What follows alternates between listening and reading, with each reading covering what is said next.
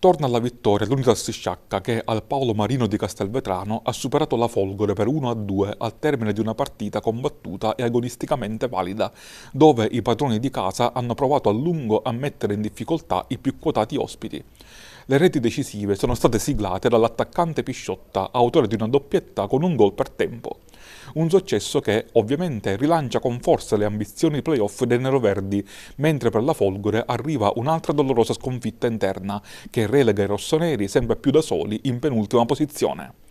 L'avvio è tutto di Marca Seccense. Dopo appena 7 minuti Pisciotta è il più rapido a raccogliere una spizzata di Pierce sugli sviluppi di un calcio d'angolo e a firmare lo 0-1 con un diagonale preciso.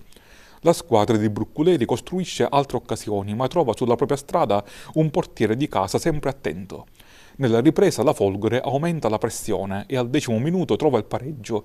Ancora da corner nasce l'azione che porta Guoyé a coordinarsi in mezza rovesciata, battendo Rizzuto e riaccendendo il match. Sull'onda dell'entusiasmo i padroni di casa sfiorano addirittura il sorpasso con un tiro dalla distanza, ma il portiere neroverde risponde con un intervento decisivo.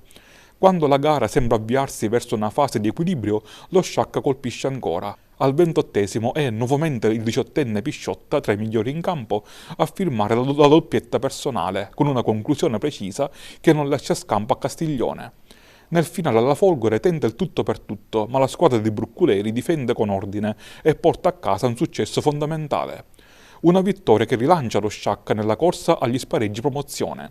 In questo momento i neroverdi sono sesti con 39 punti, ma la zona playoff sembra essere a portata di mano, distante appena un punto.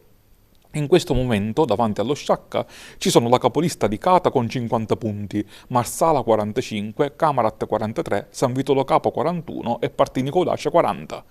Il giudice sportivo infine dovrà stabilire il da farsi nell'ambito della partita tra Licata e San Vitolo Capo. Il match sullo 0-0 è durato soltanto un tempo, mentre nella ripresa gli ospiti non sono scesi in campo denunciando presunte aggressioni subite negli spogliatoi. Se ne saprà di più nei prossimi giorni, anche a seconda di cosa avrà refertato il direttore di gara.